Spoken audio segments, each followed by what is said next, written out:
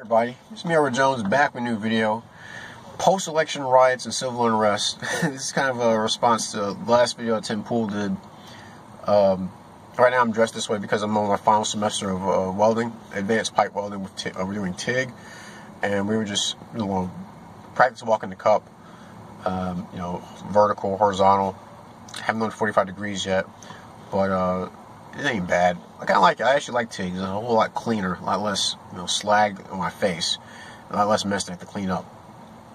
But I watched a video earlier by Tim Pool where he was talking about an article where it was saying that there's predicted to be more civil unrest after the elections, but what's interesting is it'll be even more so if Joe Biden wins, because the Marxists, the leftists, these commies, they'll be more emboldened by having a weak man like Joe Biden and a weak vice president like Kamala Harris in office. So they're going to more so capitulate to any demands they come up with. At the threat of more riots, more violence, more vandalism, more arson, more of these things, more terrorism, basically. First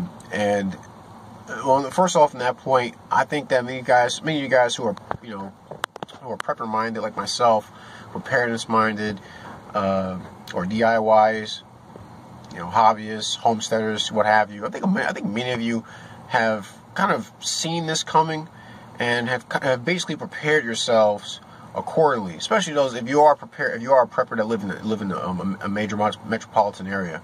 I'm pretty sure many of you could survive any upheaval that goes on in the city, because I'm pretty sure many of you have already taken care of water, taken care of food, taken care of first aid, taken care of defense, taking care of communications, and I'm going to visit that point in a second. So I'm not worried. I live in Columbia, South Carolina. It's more of a mix between urban and rural. I'm not really worried about. I don't think there's going to be any riots where I live, or many places where that kind of stuff just ain't sparking. It ain't sparking up, because they'll be dealt with swiftly. And I believe that many of those who are preparedness minded seen this coming. I mean, for one, I know that there's an ammo shortage. I think this is probably the worst I've ever seen it. But then again, I survived the 2012 gun run and ammo run, and I prepared after learning the lessons that came from what I've experienced. I mean, I'm pretty sure many of you have too. I mean, I know a lot of my viewers are the same mindset of, going to the store and buying 1 or 2 boxes here and there whenever you go out, just to put it away. We've been through this. We've been through this mess. We're not worried about not being able to find knives.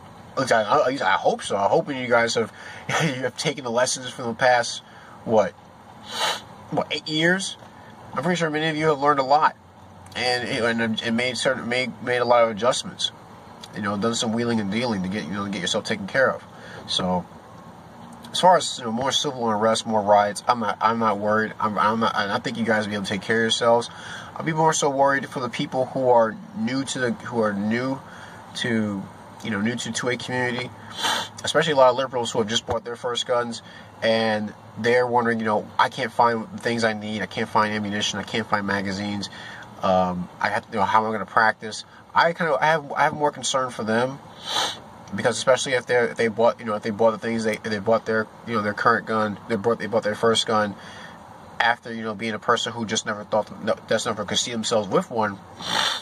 I had to have a little bit of concern about whether they'd be able to handle themselves. Could they defend themselves effectively without hesitation? But they're not without hope. If they can actually link up with people who are more in the know, guys at the range, guys that hang out at gun stores, dudes at if there's a hunting lodge, something like that, guys that can school them in, show them how to show them techniques. Especially there are a lot of you guys on YouTube. I have many videos out there that can just show them the basics of safety, basic pistol handling, how to clean your gun, things like that. So they're not totally screwed, but I would say my concern leans more on them. As far as the people who other people who live in those areas who aren't preparedness minded, who aren't really taking all this stuff seriously. I can imagine. I think they actually kind of, they must support it, because you don't see a lot of businesses, you don't see a lot of residences who have actually done anything about keeping a lot of the riots that are going on right now from really hurting them. They seem not to be doing anything. I guess if they live in that area long enough, they support a lot of the leftist policies, a lot of the collectivism that brought this kind of stuff to where they live. And if they're not doing anything about it, then it's only safe to assume that they must like it, they must support it. Whether it even affects them negatively, they must support it in some form or fashion. Sorry, my nose is getting stuffy. Another thing Tim Pool talked about in his video was how the left dominates communication, and I guess he said that gives them a high leg up. Let's say that there was something as extreme as a civil war. He even went as far as say they could be, they would dominate because of that. And one thing I gotta say is I think he needs more conservative friends. I think he's been hanging around too many. I'm not gonna say liberal. I'm not gonna say really not so much liberals. I mean, he's been hanging around too many leftists. He himself is having a hard time swallowing the red pill. He talks about it sometimes, but is always talked about in the comment section. I think he gives too much credit to them, because what I say is they can dominate it's fine if they can dominate communication, dominate internet, dominate news, dominate mass media. It's fine. But one thing he's having to ask himself is, who dominates the power supply? Who dominates the roads as far as trucking is concerned, where a lot of these places have to have supplies shipped in? Who dominates the docks? Who dominates the farms to produce the food that actually goes to these areas? Who dominates the sewer industry? Maintenance, things like that keep these communication hubs, running without any hiccups. You remove those things, those areas, it doesn't matter how much communication they have. If the power goes out, the servers won't run. Or if the AC goes out, the servers can't cool down and they'll fry themselves. If you can't take care of your sewage, well, that's even a shittier situation. Like I said, I think he really underestimates the ingenuity and the tenacity of right wingers. Just because you haven't seen a whole lot, considering the fact that a lot of these riots that are going on right now are happening in leftist areas, just because you don't see right wingers out there duking it out with these rioters again in leftist areas, doesn't mean that they would just let themselves get rolled over. I would say this about right wingers: we are very patient until we're not. And he does give credit in the sense that he says that violence amongst right wingers seem to be more. How do you put it? Or how would I put it? Not half-ass. We don't do violence in half measure. It's all or nothing. And if we have to go all in, we're going all out when it comes to that stuff. Look at Augusto Pinochet, for example. I did a video on him about a few years ago, and I think they think these leftists keep pushing their luck. They're going to bring out another Pinochet around, or several million ones, to do the same things that he did. So I'm not too worried about more civil unrest. Like I said, I think people who are actually already known this kind of stuff is going to go on, they're taking care of themselves, and they're not worried.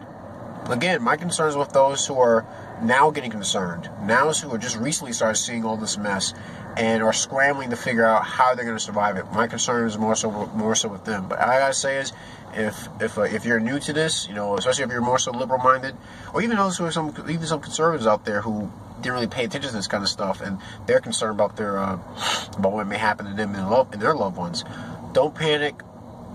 Just pray. Have patience.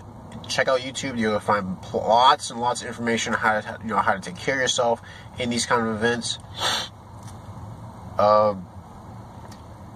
Don't like I said, do not panic, because you panic, you can be consumed by the fear, and that consumption will cause you to hesitate, will cause you to not act appropriately when the time calls for you to act in a manner that will definitely decide whether you live or die, or I guess in other cases you come under the thumb of some of these Marxists.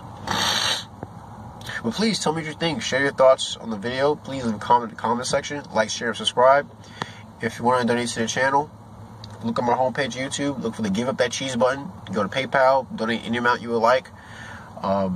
Free Cal Rittenhouse. Some good news. He had the gun charge dropped against him. That was, I guess it was from Illinois, and they actually found out who fired the first shot. It wasn't Kyle. It was another guy who apparently fired in the air, which prompted Kyle to get it on and cracking. But please be safe. Take care of yourselves. Hope you enjoyed this video. If you got any gripes, complaints, send me a PM. I see what I do to address them. But that's my video. Civil unrest and riots, post-election riots. I'm Edward Jones. You guys take care, be safe, and God bless.